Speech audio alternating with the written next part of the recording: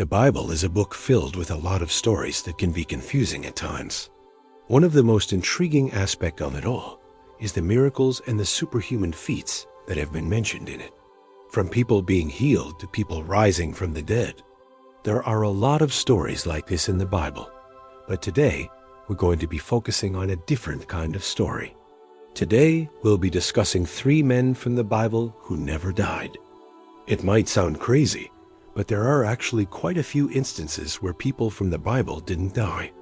And today we're going to be taking a look at 3 of them. So if you're interested in hearing more about these biblical figures, then stay tuned until the end of the video. Elijah. Elijah was one of the most famous prophets that the Lord had during his time. He performed many miracles during his life, such as when he invoked God to create an early drought across Israel. Even when Ahab's wife, Jezebel, plotted to murder him after he had killed her son, he was able to escape death. He also escaped King Jehoshaphat's plans to kill him.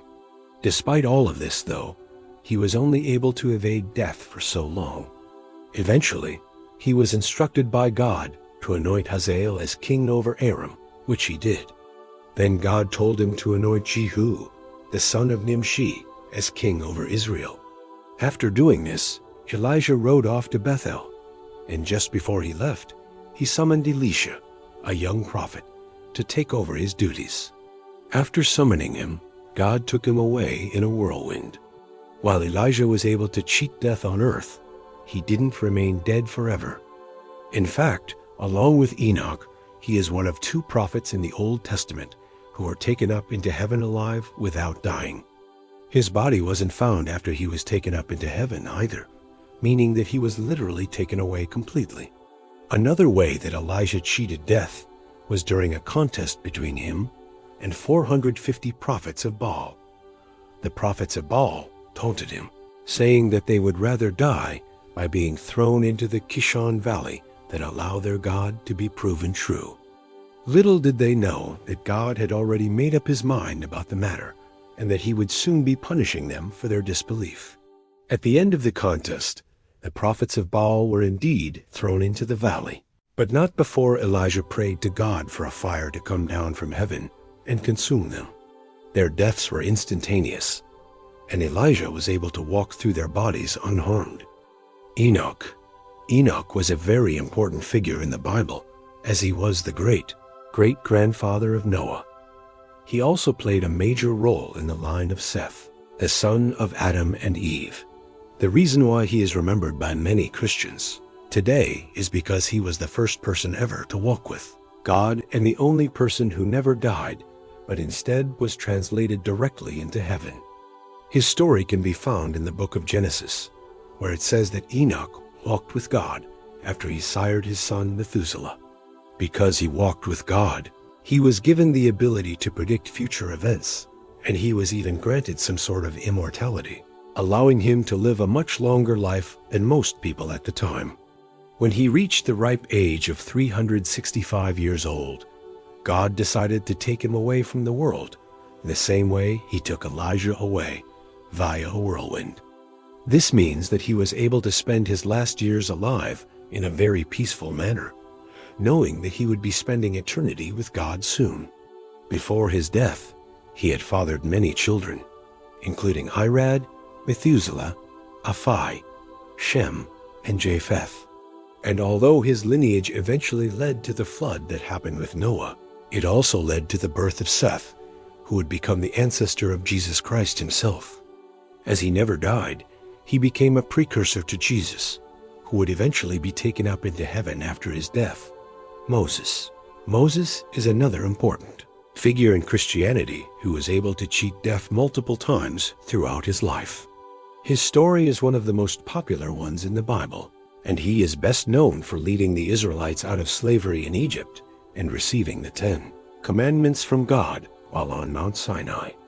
He was raised in the Egyptian royal family after being placed in a basket by his mother, who wanted to protect him from Pharaoh's orders to kill all newborn Hebrew boys. He was found by Pharaoh's daughter, who decided to raise him as an Egyptian prince. Although he lived a lavish lifestyle, He later learned the truth about his heritage and realized that he was adopted. He went on to save an Egyptian who was being harassed by some Hebrew men, but he accidentally ended up killing him. Because of this, he fled to Midian, where he stayed for 40 years. During this time, God appeared to him in the form of a burning bush and told him to return to Egypt so he could free his people, the Israelites, from slavery. Although Moses was hesitant at first, claiming that he didn't speak well and was slow of speech, God reassured him and said that he would be there to help him. After this, Moses returned to Egypt and performed many miracles, such as turning his staff into a serpent, causing blood to flow from the Nile River, and even having the power to make it rain frogs. All of these miracles were done to convince Pharaoh to let the Israelites go. However, Pharaoh was a stubborn ruler and refused to listen to him. Because of this, God decided to perform his most famous miracle yet, the parting of the Red Sea.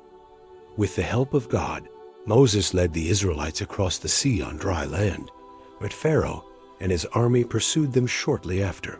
When Pharaoh and his army got closer, Moses stretched out his hand over the sea, and it closed, drowning them all.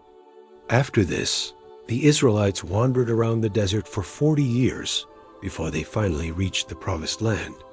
During this time, Moses was able to cheat death multiple times, such as when he struck a rock with his staff and water came out of it, or when he looked down on a poisonous snake that was sent to kill him.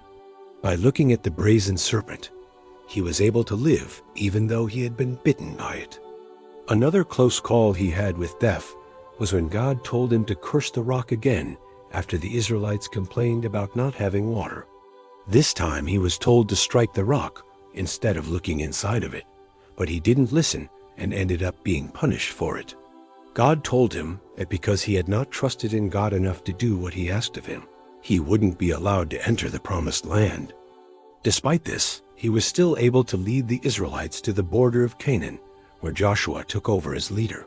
Those are 3 men from the Bible who never died.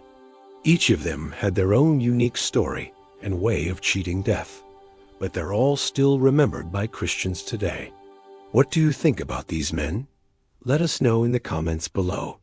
If you enjoyed this video, be sure to leave a like and subscribe so you don't miss any of our future videos. Thanks for watching.